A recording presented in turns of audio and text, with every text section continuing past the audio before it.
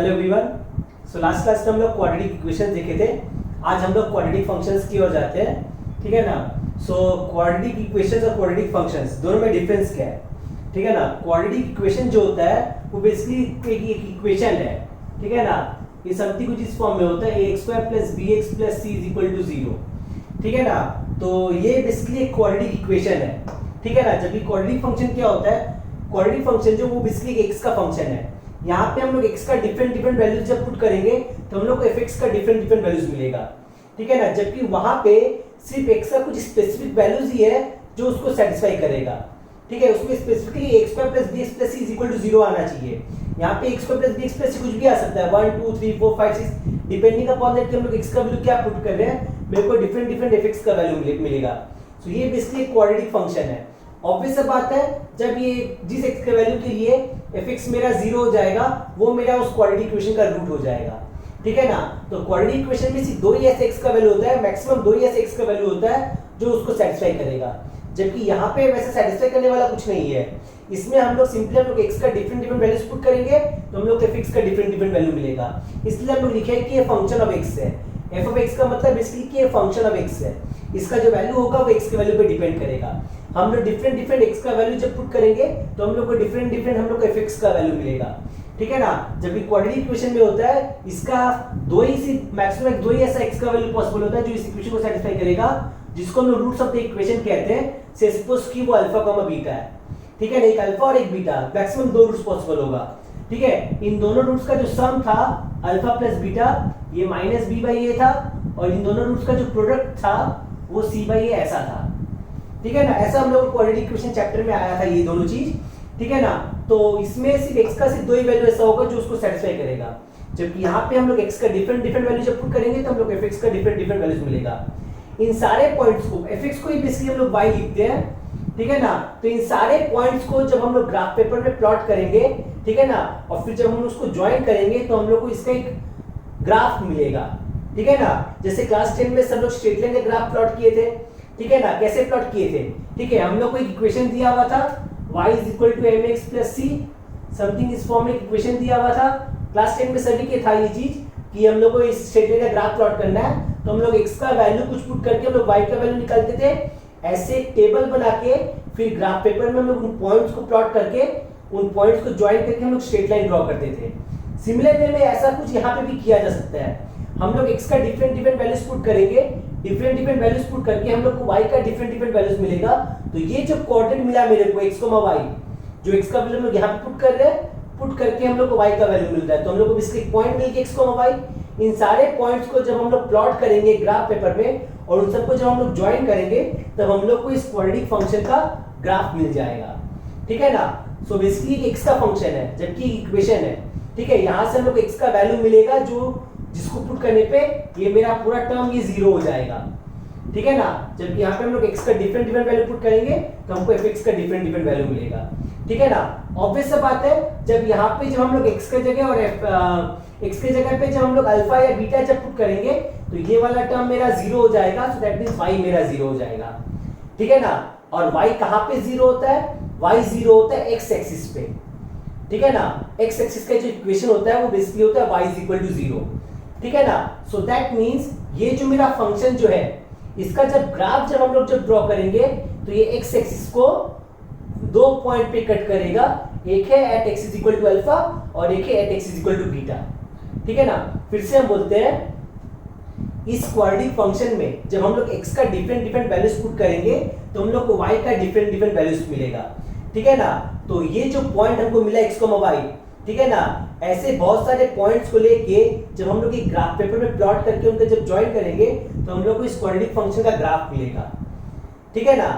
अब जब हम लोग x की जगह पर यहाँ पर अल्फा या बीटा जब पुट करें, जैसे मान लो हम लोग अल्फा अगर पुट करते हैं तो a × अल्फा का स्क्वायर + b × अल्फा + c आएगा, ठीक है, जो कि 0 है, ठीक है ना। क्योंकि अल्फा बीटा तो इस इक्वेशन को सेटिस्फाई कर रहा है ना। तो मतलब जब x की जगह जब अल्फा या बीटा जब पुट करेंगे तब उस समय y का वैल्यू जो है वो 0 आ जाएगा, y = 0 हो जाएगा। y = 0 किसका इक्वेशन है, x एक्सिस का। x एक्सिस पे लाई करने वाला हर एक पॉइंट का y कोऑर्डिनेट 0 होता है, ठीक है ना। x एक्सिस पे लाई करने वाला हर एक पॉइंट का y कोऑर्डिनेट 0 होता है।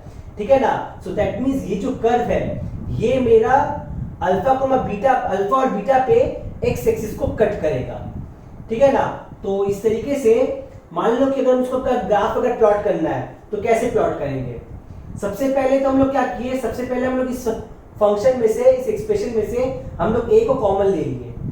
a कॉमन लेने के बाद ये तो सिंपली एक्स स्क्वायर हो गया, ठीक है। यहाँ पे खाली bx था, इसमें a का टर्म प्रेजेंट था ही नहीं, ठीक है ना।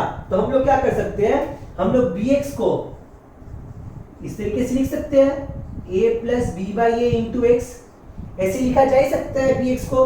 ये a और a कैंसिल आउट हो जाएगा, देखो वो bx के बराबर ही आ जाएगा। तो कुछ वैसे ही हम लोग करके हम लोग इसमें से a कॉमन ले लिए, तो दैट मींस ये b by A into x ऐसा हो जाएगा। सिमिलरली जो खाली c टर्म जो था, c को हम लोग ऐसे लिख सकते हैं a into C by A, ठीक है ना। c को ऐसे लिखा जा ही सकता है, तो a कॉमन लेने के बाद खाली c बाई ए ऐसा रह जाएगा, ठीक है ना। अब अल्फा प्लस बीटा जो होता है वो माइनस बी बाई ए होता है, तो b बाई ए क्या हो गया, ये minus of alpha plus beta ऐसा आ गया, ठीक है ना। Alpha plus beta is equal to minus B by A, so that means b by A क्या हो जाएगा, ये minus of alpha plus beta ऐसा आ जाएगा। और अल्फा बीटा क्या है, c बाई ए जो है वो अल्फा बीटा है, तो यहाँ पे c बाई ए की जगह अल्फा बीटा ऐसा आ गया। सो दैट मींस क्या हो जाएगा, सिंपली हो जाएगा x स्क्वायर, ये minus alpha x minus beta x plus alpha beta ऐसा आ गया। ये फैक्टराइज जब किए तो फैक्टराइज करने पे ये सिंपली मेरा ही ऐसा आ गया, ठीक है ना। तो इसका जब हम लोग प्लॉट करेंगे तो इसका ग्राफ कैसा आएगा, इसका ग्राफ का बेसिकली टोटल 6 केसेस आएगा। शेप मोर और लेस सेम रहेगा, ठीक है ना, शेप सेम रहेगा ग्राफ का, लेकिन उसका टोटल 6 केसेस होगा, ठीक है। कौन कौन से 6 केसेस, जैसे कि सबसे पहला केस आया जब a ग्रेटर देन 0 है और डिस्क्रिमिनेंट जो है वो भी ग्रेटर देन 0 है, ठीक है। a मतलब ये वाला क्वांटिटी और डिस्क्रिमिनेंट मतलब b स्क्वायर माइनस 4ac, ठीक है ना। क्वाड्रेटिक इक्वेशन चैप्टर में हम लोग देखे थे डिस्क्रिमिनेंट जिसको हम लोग यूजुअली हम लोग कैपिटल D से रिप्रेजेंट करते हैं, तो वो b स्क्वायर माइनस 4ac होता है, ठीक है। तो जब डिस्क्रिमिनेंट जब ग्रेटर देन 0 होगा तो डिस्टिंक्ट रूट्स एग्जिस्ट, ठीक है ना। डिस्टिंक्ट रूट्स एग्जिस्ट मतलब 2 रूट होगा, एक अल्फा और एक बीटा, ठीक है। 2 रियल रूट्स होगा और एक अल्फा और एक बीटा, ठीक है ना। तब हम लोग इसका जब ग्राफ प्लॉट करेंगे तो इसका ग्राफ कुछ ऐसा आएगा, ठीक है ना। इस कर्व को पैराबोला कहा जाता है,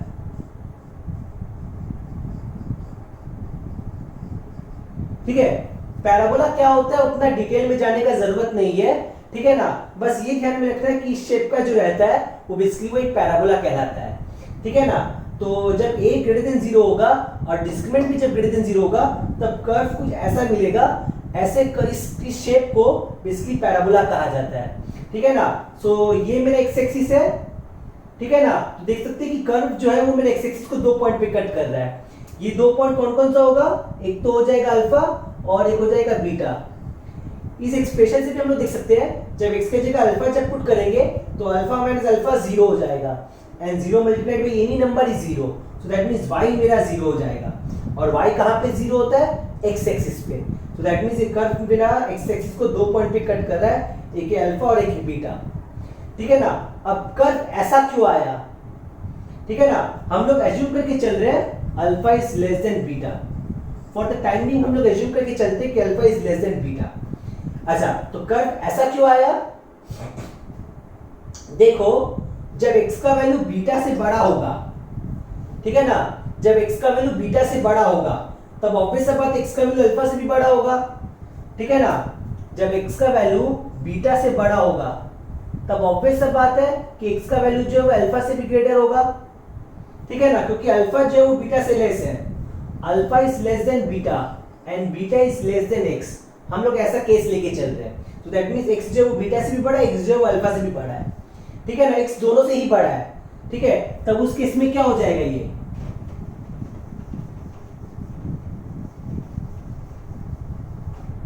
अच्छा, सो x जो है वो बीटा से ग्रेटर है, सो that means x minus beta जो होगा वो ग्रेटर देन 0 हो जाएगा। साथ ही साथ x जो है वो अल्फा से भी ग्रेटर है, सो that means x minus alpha जो है वो भी ग्रेटर देन 0 हो जाएगा, ठीक है। सो दैट मींस ये वाला टर्म पॉजिटिव आया, ये वाला टर्म भी पॉजिटिव आया और a हम लोग पॉजिटिव लेके चल रहे हैं, ठीक है ना। सो तीनों पॉजिटिव है, तीन पॉजिटिव नंबर्स का प्रोडक्ट ऑलवेज पॉजिटिव होता है। तो इसलिए कर्व जो है मतलब y मेरा बेसिकली पॉजिटिव हो रहा है, ठीक है ना, y बेसिकली पॉजिटिव हो रहा है। तो इसलिए कर्व, इसलिए देखो ग्रेटर देन बीटा के लिए, ठीक है ना, कर्व जो है वो मेरा x एक्सिस के ऊपर है, यहाँ पे y पॉजिटिव होता है, ठीक है। आई सपोज सभी को पता होगा ये मेरा x एक्सिस है, ये y एक्सिस है, ठीक है ना। ये horizontal axis basically x axis है, यहाँ पे y 0 हो जाता है, और ये वर्टिकल एक्सिस मेरा y एक्सिस है, ठीक है ना। सो ये मेरा पॉजिटिव x एक्सिस, ये नेगेटिव x एक्सिस, ये पॉजिटिव y एक्सिस, ये नेगेटिव y एक्सिस। तो यहाँ पे y मेरा बेसिकली पॉजिटिव है और यहाँ पे y नेगेटिव है, ठीक है ना। तो देख सकते हैं कि जब x का वैल्यू जब बीटा से बड़ा है तो ये कर्व जो है वो पॉजिटिव y एक्सिस की तरफ है, ठीक है ना, क्लियर। इसलिए ऐसा केस हो रहा है। लेकिन जब हम लोग ऐसा लेके चलेंगे कि x का वैल्यू अल्फा से तो बड़ा है किंतु बीटा से छोटा है, जब ऐसा केस जब लेके चलेंगे तब क्या आएगा, तब एक्सिस ग्रेटर देन अल्फा, यानी कि x माइनस अल्फा जो है ये ग्रेटर देन 0 हो जाएगा,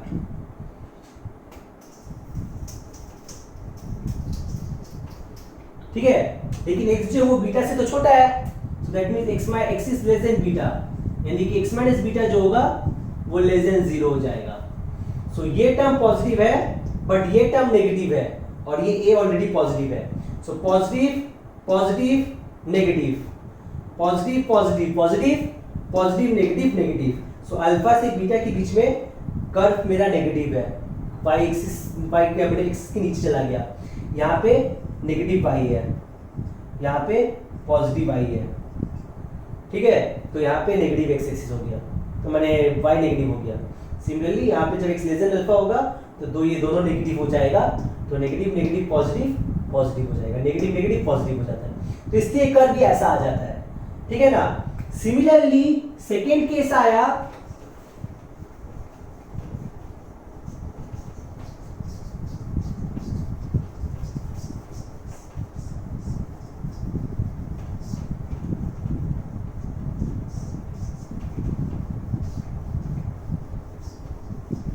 सिमिलरली सेकेंड केस क्या आया, ये केस 1 था। सिमिलरली सेकेंड केस आया जब a लेस देन 0 है बट डिस्क्रिमिनेंट ग्रेटर देन 0 है, ठीक है ना। तो इस केस में a लेस देन 0 हो गया है, ठीक है ना। सो a लेस देन 0 होने के कारण ग्राफ जो है वो पूरा उल्टा हो जाएगा, ठीक है ना। मतलब ये ऐसा था, ठीक है ना, इसका ग्राफ कैसा हो जाएगा, इसका ग्राफ ऐसा हो जाएगा कि अल्फा ये बीटा, क्या हो गया, पहले जो अल्फा बीटा के बीच में जो नेगेटिव जो था अब वो पॉजिटिव हो जाएगा, ठीक है ना। क्यों, क्योंकि देखो जब बताया था कुछ देर पहले ही कि जब x अल्फा से ग्रेटर है बट बीटा से लेस है तब उस समय ये वाला टर्म तो पॉजिटिव है बट ये वाला टर्म नेगेटिव है। सो पॉजिटिव नेगेटिव नेगेटिव हो गया, और a जो है वो खुद नेगेटिव है इस केस में, सो नेगेटिव नेगेटिव पॉजिटिव हो जाएगा। सो a नेगेटिव होने के कारण ग्राफ टोटली उल्टा हो गया है। मैंने यहाँ पे अल्फा से बीटा के बीच में कर्व y मेरा नेगेटिव था बट यहाँ पे अल्फा और बीटा के बीच में y मेरा पॉजिटिव हो गया। जब x बीटा से ग्रेटर था तब यहाँ पे y मेरा पॉजिटिव था, यहाँ पे जब x बीटा से ग्रेटर है तो y मेरा नेगेटिव हो गया, कर्व पूरा उल्टा हो गया। ये मेरा सेकेंड केस था, ठीक है ना। थर्ड केस क्या हो जाएगा,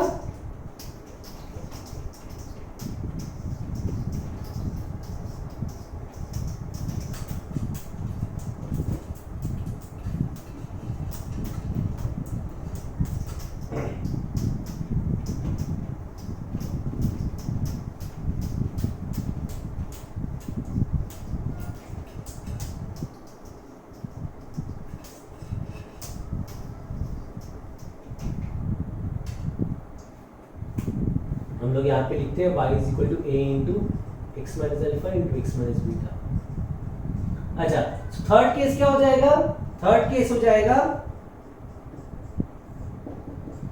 जब a ग्रेटर देन 0 हो और डिस्क्रिमिनेंट जब इक्वल टू 0 हो।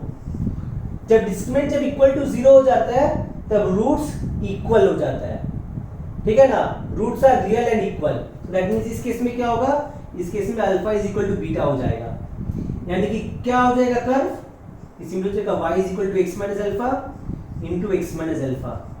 तो that means simply a into x minus alpha का होल स्क्वायर हो गया, ये होल स्क्वायर है, होल स्क्वायर कभी नेगेटिव नहीं हो सकता है, मिनिमम से मिनिमम ये जीरो हो सकता है, वो भी कब होगा जब x अल्फा के इक्वल होगा, और a जो है वो भी पॉजिटिव है। सो पॉजिटिव पॉजिटिव पॉजिटिव रहा, दैट मींस इसका जो कर्व जो आएगा वो ऑलवेज पॉजिटिव आएगा।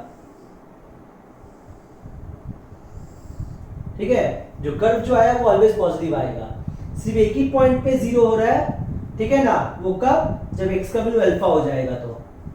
ठीक है, जब x इक्वल टू अल्फा हो जाएगा तब अल्फा माइनस अल्फा जीरो हो जाएगा, and zero into any number is zero, so y मेरा जीरो हो जाएगा। y जीरो मतलब x एक्सिस में, ठीक है ना, तो कर्व जो वो सिर्फ x एक्सिस पे टच करके निकल जा रहा है। दैट मींस इस केस में y जो है वो greater than equal to zero always होगा। इस केस में y always greater than equal to zero. देखो y नेगेटिव है ही नहीं, ये मेरा नेगेटिव y एक्सिस था, ठीक है ना, यहाँ पे y नेगेटिव होता है तो वहां पे जा ही नहीं रहा है कर्व, तो मतलब यहाँ पे y मेरा always greater than equal to zero होगा। इक्वेशन से भी हम लोग देख सकते हैं ये वाला टर्म ऑलवेज पॉजिटिव है और ये हम लोग ऑलरेडी पॉजिटिव लेकर चल रहे हैं, तो मतलब इस केस में y जो होगा वो always greater than equal to zero होगा। ठीक है, तो ये मेरा बेसिकली थर्ड केस था। अच्छा, फोर्थ केस,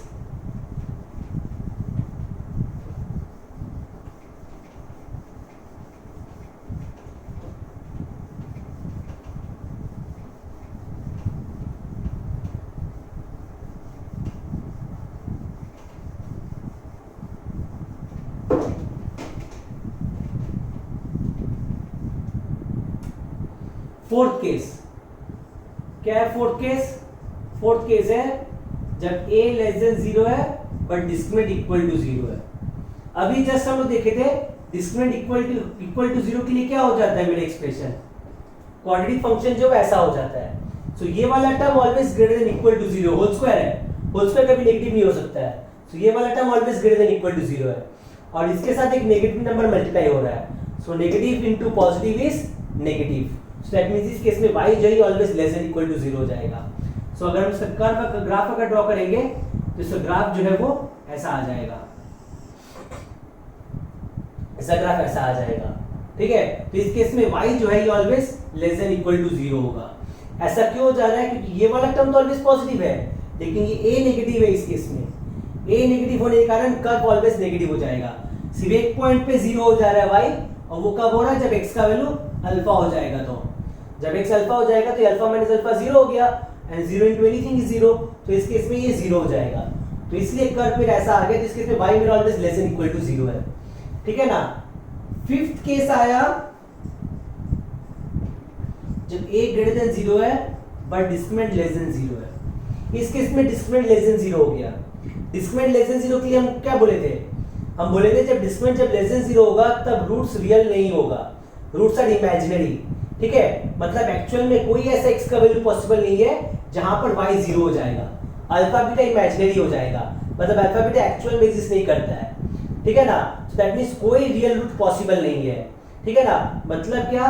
मतलब कोई ऐसे रियल वैल्यू ऑफ x नहीं है जहां पे y जीरो हो जाए। सो दैट मींस इसका जो कर्व जो आएगा वो x एक्सिस को कभी कट करेगा ही नहीं, सॉरी हाँ, एक्सिस को कभी कट करेगा ही नहीं। तो इसका ग्राफ जब ड्रॉ करेंगे तो इसका ग्राफ जो है, इसका ग्राफ ऐसा आ जाएगा। ठीक है, तो इसका जो ग्राफ जो है, इसका ग्राफ बेसिकली ऐसा आ जाएगा। ठीक है, तो ये कभी भी एक्स एक्सिस को कट करेगा ही नहीं। ठीक है, तो ये बहुत ही इंपॉर्टेंट केस है। ठीक है ना, इसमें y मेरा ऑलवेज पॉजिटिव होता है, उसमें y greater than equal to zero था। थर्ड केस में y greater than equal to zero था, बट इसमें y always greater than zero होगा। y कभी जीरो होगा ही नहीं। ठीक है ना, y कहीं पे जीरो नहीं होगा, because discriminant is less than zero. Discriminant less than zero होने के कारण कोई भी रियल रूट पॉसिबल नहीं है। दैट मींस कोई भी ऐसा वैल्यू नहीं है, कोई भी रियल वैल्यू ऑफ x नहीं है जहां पे कर्व मेरा x एक्सिस को कट करे या टच करे। y कभी जीरो होगा ही नहीं।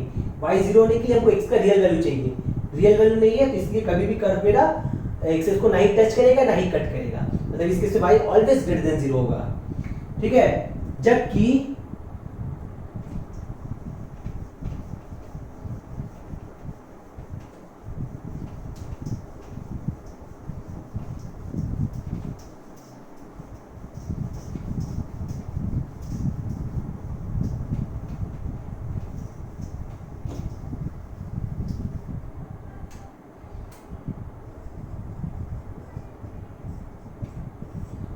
a लेस देन जीरो और डिस्क्रिमिनेंट लेस देन जीरो के लिए कर्व जो है वो पूरा उल्टा हो जाएगा। ऐसा हो जाएगा। तो इस केस में y जो है ये ऑलवेज लेस देन 0 है। ऐसा ये 6 कर्व आएगा, 6 केसेस आएगा, ठीक है। तो इस केस में y मेरा ऑलवेज नेगेटिव होगा, y कभी पॉजिटिव नहीं हो सकता है, y ना ही x को कट करेगा ना ही टच करेगा, because discriminant is less than 0। Discriminant less then 0 होने के कारण कोई भी रियल रूट पॉसिबल नहीं होगा, मतलब कोई ऐसा रियल वैल्यू x का नहीं है जहां पे y मेरा 0 हो जाए, मतलब कर्व मेरा ना ही x को कट करेगा ना ही x को टच करेगा, बिकॉज y 0 कहां पे होता है, x एक्सिस पे y 0 होता है। तो ये मेरा 6 केसेस आया, ठीक है। इन 6 केसेस को अगर हम सम अप करें, ठीक है, एक साथ अगर हम ड्रॉ करें तो ये 6 ग्राफ कैसा आ जाएगा, इन 6 को अगर हम एक साथ अगर ड्रॉ करें तो मेरा कर्व जो है वो ऐसा आ जाएगा।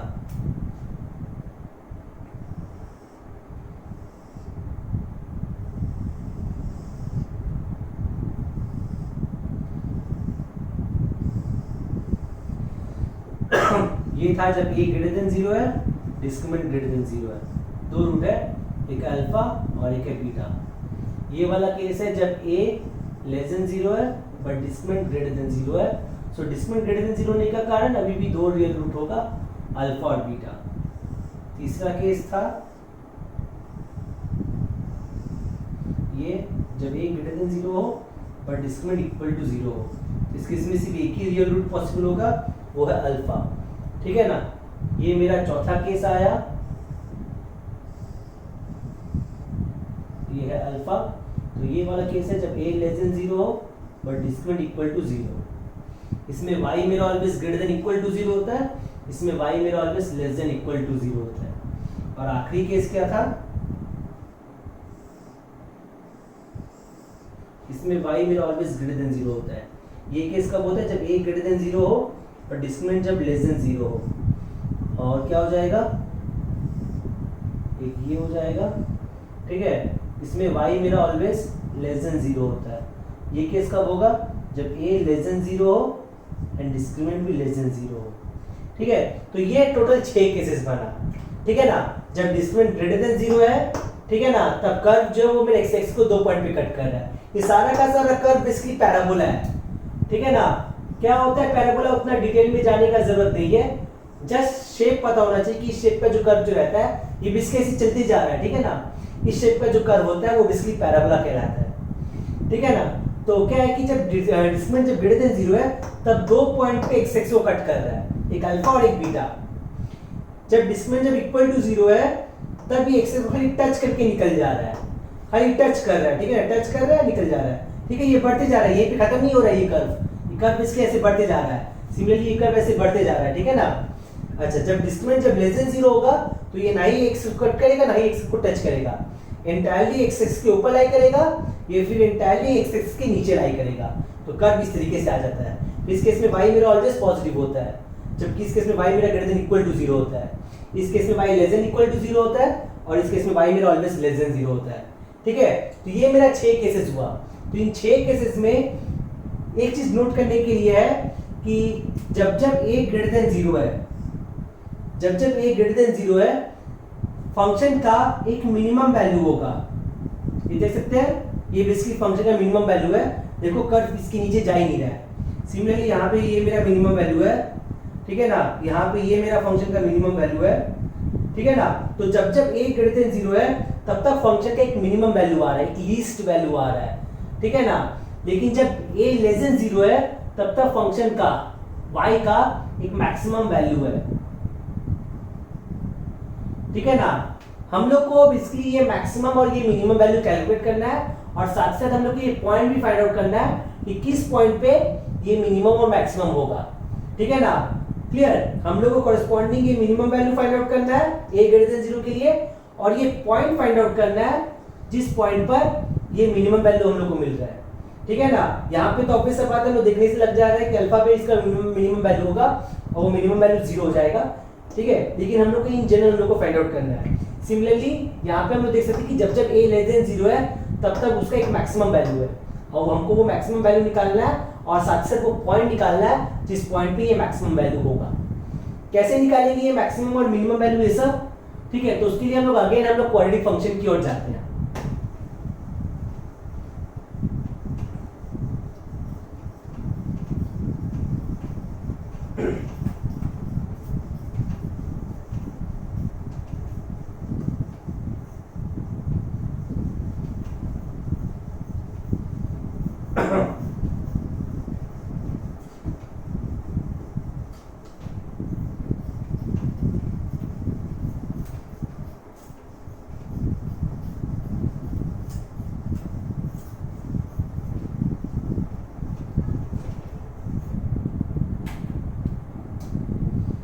अच्छा, so y is equal to क्या था, y इज इक्वल टू था a square plus B X plus C, ठीक है ना। तो ये मैक्सिमम और मिनिमम वैल्यू इसे फाइंड आउट करने के लिए हम लोग वही कॉन्सेप्ट यूज करेंगे जैसे जिस कॉन्सेप्ट से हम लोग सीधे चले फॉर्मूला को प्रूफ किए थे फर्स्ट क्लास में, ठीक है ना। जिस तरीके से हम लोग सीधे चले फॉर्मूला को प्रूफ किए थे फर्स्ट क्लास में, उसी तरीके से हम लोग इसका मैक्सिमम और मिनिमम वैल्यू निकालेंगे, ठीक है ना। कैसे, इसका होल स्क्वायर कंप्लीट करके, ठीक है ना। इसका होल स्क्वायर कंप्लीट करके हम लोग यहाँ से इसका मैक्सिमम और मिनिमम वैल्यू निकालेंगे। सबसे पहले तो यहाँ से हम लोग a को कॉमन ले लिए, क्या आ जाएगा, ये हो जाएगा X square plus B by A into x plus C by A, ठीक है ना। अब यहाँ पे हम लोग उसका होल स्क्वायर कंप्लीट करना है। क्या फॉर्मूला होता है ए प्लस बी का होल स्क्वायर का, ए प्लस बी का होल स्क्वायर का फॉर्मूला होता है A square plus 2ab plus B square, ठीक है ना। सो ये मेरा ए स्क्वायर वाला टर्म हो गया और ये 2ab हो गया, ये अलग टर्म है, हम लोग को बी स्क्वायर नहीं दिया हुआ है। तो सबसे पहले तो देखते हैं कि b क्या है। हम लोग एक्स स्क्वायर प्लस, इसको हम लोग क्या लिख सकते हैं, इसको कुछ इस तरीके से लिखा जा सकता है, ठीक है ना। ऐसा क्यों लिखे, ताकि ये मेरा 2 इधर आ जाए, तो ये a स्क्वायर हो गया, ये 2, ये a, सो दैट मींस ये जो टर्म होगा ये टर्म मेरा बेसिकली b हो जाएगा। हम लोग न्यूमरेटर में 2 मल्टीप्लाई किए तो हम लोग को डिनोमिनेटर में भी 2 से मल्टीप्लाई करना पड़ा, ठीक है ना। ऊपर नीचे दोनों को हम लोग 2 से मल्टीप्लाई किए, ठीक है ना। ऊपर नीचे दोनों जगह हम लोग 2 से मल्टीप्लाई किए, ठीक है ना। तो दैट मींस ये मेरा b हो गया। सो होल स्क्वायर कंप्लीट करने के लिए हम लोग को अब वो प्लस बी स्क्वायर वाला टर्म चाहिए, ठीक है ना। अब वो प्लस बी स्क्वायर वाला टर्म लाने के लिए हम लोग क्या कर सकते हैं, प्लस बी स्क्वायर वाला टर्म लाने के लिए हम लोग यहाँ पर प्लस बी बाई 2a का होल स्क्वायर किए, ठीक है ना। अभी जैसे हम लोग यहाँ पे प्लस बी बाई 2a का होल स्क्वायर जब किए तो हम लोग को साथ ही साथ हम लोग को माइनस बी बाई 2a का होल स्क्वायर ऐसा भी हम लोग को करना पड़ा, ठीक है ना। ये टर्म हम लोग एक्स्ट्रा में ऐड किए, ये टर्म देखो ओरिजिनली प्रेजेंट नहीं था, तो अगर हम लोग एक्स्ट्रा में अगर लिखे हैं तो इसको नलीफाई करने के लिए भी हम लोग को माइनस टर्म लिखना पड़ेगा। अगर हम लोग सडनली अगर 2 अगर ऐड कर देते हैं किसी एक्सप्रेशन में तो हम लोग को -2 भी ऐड करना पड़ता है, ठीक है ना, प्लस c बाई a। ऐसा इसलिए करना पड़ा ताकि दोनों इक्वेशन मेरा इक्वल रहे, ये दोनों टर्म दोनों चीज मेरा सेम रहे, इसलिए हम लोग ऐसा किए हैं, ठीक है ना। अगर हम लोग ये नहीं करते तो ये दोनों डिफरेंट हो जाता, तो फिर हम लोग यहाँ पे बीच में इक्वल टू साइन हम लोग नहीं पुट कर पाते। तो ये जो हो गया, ये हो गया a प्लस बी का होल स्क्वायर का फॉर्मूला हो गया।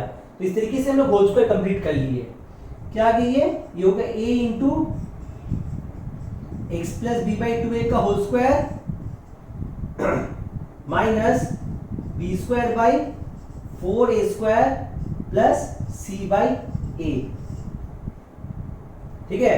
तो अगर हम a से अगर मल्टीप्लाई कर दे वापिस तो a into x plus B by 2a का whole square minus b square by 4a plus c, ऐसा ही आया। a से पूरा मल्टीप्लाई कर दे तो a की टर्म कैंसिल हो गया, सिंपली 4a हो गया, यहाँ पे a और a कैंसिल आउट हो गया, खाली c रह गया। दैट मींस क्या आ गई है, ये हो गया a into x plus B by 2a का whole square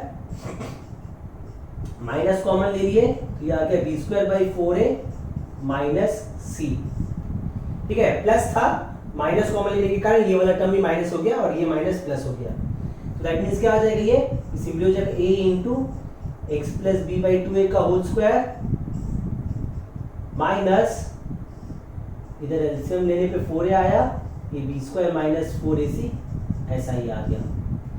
so that means ये मेरा y का वैल्यू आ रहा है, ठीक है ना। देख सकते हैं कि यहाँ पर x का टर्म सिर्फ इधर ही खाली बस प्रेजेंट है, ठीक है ना। ये बेसिकली कांस्टेंट है, क्या है ये b square minus 4ac whole divided by 4a है। तो दैट मींस ये बेसिकली कांस्टेंट टर्म है, इसमें एक भी x का टर्म प्रेजेंट नहीं है, x का टर्म खाली यहीं पे प्रेजेंट है, ठीक है ना।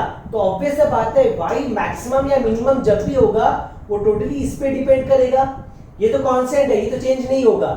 एक क्वाड्रेटिक फंक्शन जब हमको दे देगा तो वो फिक्स हो जाएगा, ठीक है। For a given quadratic function this term is constant, ठीक है ना, इट्स इंडिपेंडेंट ऑफ x, वो x पे डिपेंड ही नहीं कर रहा है, सिर्फ यही वाला टर्म खाली x पे डिपेंड कर रहा है। तो y मेरा मैक्सिमम या मिनिमम जो भी होगा, ठीक है ना, वो टोटली इस पे डिपेंड करेगा।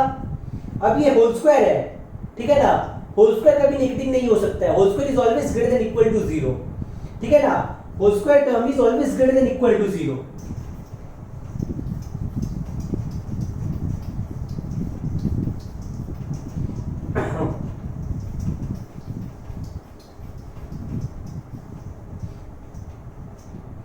ठीक है ना। हम लोग को पता है कि x plus B by two A का whole square is always greater than equal to 0, ठीक है ना, ये कभी नेगेटिव हो ही नहीं सकता है, ठीक है ना। तो हम लोग दो केस लेते हैं। पहला केस लिए जब y y नहीं, पहला केस लिए हम लोग वे a इज ग्रेटर देन 0, एक पॉजिटिव नंबर है। जब एक पॉजिटिव नंबर होगा तब a into x plus B by two A का होल स्क्वायर, ये जो होगा ये भी always greater than equal to 0 हो जाएगा, ठीक है ना, क्योंकि ये ऑलरेडी पॉजिटिव नंबर है। इसके साथ हम लोग और एक पॉजिटिव नंबर मल्टीप्लाई कर दिए, दो पॉजिटिव नंबर्स का प्रोडक्ट ऑलवेज पॉजिटिव होता है, तो ये भी always greater than equal to 0 होगा। सो दैट मींस इस टर्म का मिनिमम पॉसिबल वैल्यू क्या है, इस टर्म का मिनिमम पॉसिबल वैल्यू 0 है, ठीक है ना, इसका मिनिमम पॉसिबल वैल्यू 0 है। और वो 0 कब होगा, जब ये टर्म 0 हो जाएगा तो, ठीक है ना, x plus B by two A जब 0 हो जाएगा तो, ठीक है ना। तो जब तो इसका मिनिमम पॉसिबल वैल्यू इसके लिए 0 है, ठीक है ना। So that means y minimum क्या हो जाएगा, ऑब्वियस सा बात है, जब ये वाला टर्म जब मिनिमम होगा तभी y मेरा मिनिमम होगा। इसका मिनिमम वैल्यू है 0, तो ऑब्वियस सा बात है उस समय y भी मिनिमम होगा। तो y मिनिमम क्या हो जाएगा, y मिनिमम हो जाएगा सिंपली ये बचा हुआ टर्म, क्योंकि ये तो टर्म तो 0 हो गया, ये term greater than equal to 0 है, तो इसका मिनिमम वैल्यू 0 हुआ, ठीक है ना। 0 या 0 से बड़ा है ये नंबर, तो मतलब सबसे छोटा वैल्यू इसका 0 ही होगा। तो जब ये टर्म 0 हो जाएगा तो y मेरा मिनिमम हो जाएगा, तो यानी कि y का मिनिमम वैल्यू क्या आ जाएगा, ये सिंपली हो जाएगा। तो ये मेरा हो रहा था केस जब a ग्रेटर देन 0 है, तो उस समय y का जो मिनिमम वैल्यू जो आ रहा था वो ऐसा हो जाएगा। और ये कब होगा, जब ये मेरा इक्वल टू 0 हो जाएगा। तो ये इक्वल टू 0 कब होगा, ये तो 0 हो नहीं सकता, तो इसी को 0 होना पड़ेगा। ये क्यों नहीं 0 हो सकता, क्योंकि हम लोग a को ग्रेटर देन 0 लेके चल रहे हैं, तो मतलब इसको 0 होना पड़ेगा, ठीक है ना। So that means x plus B by two A is equal to 0, so that means x is equal to minus B by two A, ठीक है। यानी कि इसका मतलब क्या होगा कि जब a ग्रेटर देन 0 होगा तब at x is equal to minus B by two a y मेरा मिनिमम हो जाएगा, y का मिनिमम वैल्यू होगा ऐसा कुछ, क्लियर। ये मेरा केस आया जब a ग्रेटर देन 0 है, और हम लोग ग्राफ से भी देख रहे थे कि जब a ग्रेटर देन 0 हो रहा था तब y का एक मिनिमम वैल्यू हो रहा था, ठीक है ना। वो मिनिमम वैल्यू बेसिकली ये हो जाएगा, और उस पॉइंट पे x का वैल्यू क्या होगा, x कोऑर्डिनेट क्या होगा, ऐसा minus B by two A.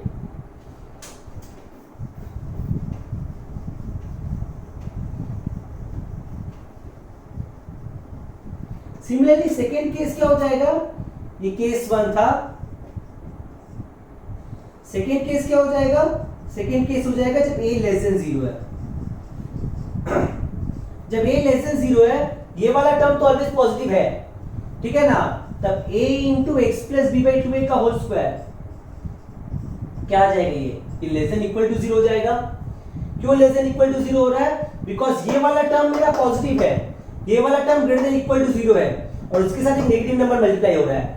Negative multiplied by positive is negative, तो मतलब ये वाला term always less than equal to 0 होगा, ठीक है ना। ये वाला term always less than equal to 0 होगा, तो उस समय क्या होगा, इसका वैल्यू 0 या 0 से छोटा है, मतलब इसका मैक्सिमम वैल्यू बेसिकली 0 होगा, ठीक है ना। तो ऑब्वियस बात है जब ये टर्म मैक्सिमम होगा तभी y मैक्सिमम होगा। तो a लेस देन 0 के केस में y मैक्सिमम कब होगा, जब ये टर्म मैक्सिमम हो जाएगा और इसका मैक्सिमम वैल्यू है 0। ये वाला term always less than equal to 0 है, 0 या 0 से छोटा, मतलब उसका मैक्सिमम पॉसिबल वैल्यू 0 है, ठीक है। तो y मैक्सिमम क्या हो जाएगा, ये सिंपल हो जाएगा minus of b square minus 4ac whole divided by 4a, ठीक है ना। और ये कब होगा, when this term is maximum, ठीक है ना। तो इसका मैक्सिमम वैल्यू है बेसिकली 0, मतलब इसको 0 होना पड़ेगा। ये तो 0 हो नहीं सकता, यहाँ पे हम लोग a लेस देन 0 लेके चल रहे हैं, तो ऑब्वियस सी बात है इस टर्म को इस 0 होना पड़ेगा। So that means x plus b by 2a should be equal to 0, यानी कि x should be equal to minus b by 2a, ठीक है ना। तो x is equal to minus b by 2, यहाँ पे भी सेम चीज था, बस जस्ट फर्क क्या है, देखो दोनों सेम आया, जो वैल्यू आया y मिनिमम और y मैक्सिमम, और जो x का वैल्यू जो आया दोनों सेम आएगा, जस्ट फर्क पड़ रहा है, ये लेस देन 0 के लिए हो रहा है, ये ग्रेटर देन 0 के लिए हो रहा है। तो एट दिस पॉइंट मेरा y मैक्सिमम होगा और y का मैक्सिमम वैल्यू ये हो जाएगा, और ये का केस कब होगा, जब a लेस देन 0 होगा। तो दैट मींस जब जब a ग्रेटर देन 0 है तब तब y का एक मिनिमम वैल्यू होगा, और वो मिनिमम वैल्यू ये हो जाएगा। ठीक है, और वो कब होगा? जब x का वैल्यू ऐसा कुछ आ जाएगा, इस पॉइंट पे ये वाला टर्म मेरा 0 हो जाएगा। अगेन जब जब a लेस देन 0 होगा तब तक y का एक कॉरस्पॉन्डिंग मैक्सिमम वैल्यू होगा और वो मैक्सिमम वैल्यू ऐसा कुछ होगा, और वो कब होगा? जब x का वैल्यू ऐसा कुछ हो जाएगा। तो ये मेरा क्वाड्रेटिक फंक्शन था। ठीक है, थैंक यू एवरीवन।